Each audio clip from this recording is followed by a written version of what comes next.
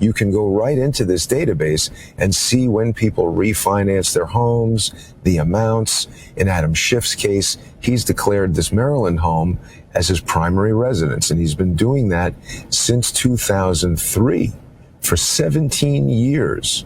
Now, in 2020, he cured the defect by filing a second home rider.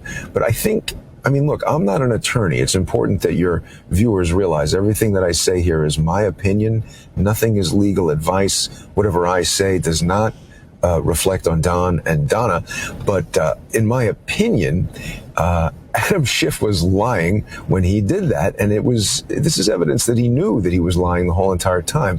This is not some guy, who's working at a restaurant or producing a podcast. He's a lawyer.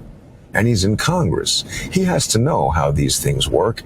And also, he didn't use a real estate attorney. I'm sure, any one of us go and get a mortgage, you're going to bring an attorney. Yeah. They're going to read the document. You have your real estate attorney who's involved in the closing and all that sort of stuff. But Adam Schiff didn't do that. And he's not unique in this. I've begun to identify what I've called a lawfare network.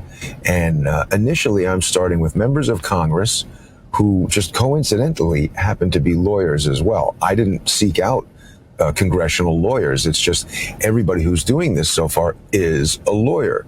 So one of the components is they don't need a lawyer with them when they agreement. And, if you had a lawyer, they might tell you, hey, wait a minute, Mr. Schiff, you're running for Congress in California. You can't declare this as your primary home because then you'll be disqualified from being a congressional representative in California. But by eliminating that lawyer, Adam Schiff could just do whatever he wants, tell the lender, hey, I'm a lawyer, don't worry. And basically what he's done is he's put himself into a bind here, because if he was being honest on the loan application, on the mortgage agreement, well, then he's committed fraud when he ran for Congress in California. And if he was being honest when he applied to run for Congress in California, then he's confirmed that he's committed mortgage fraud on this document.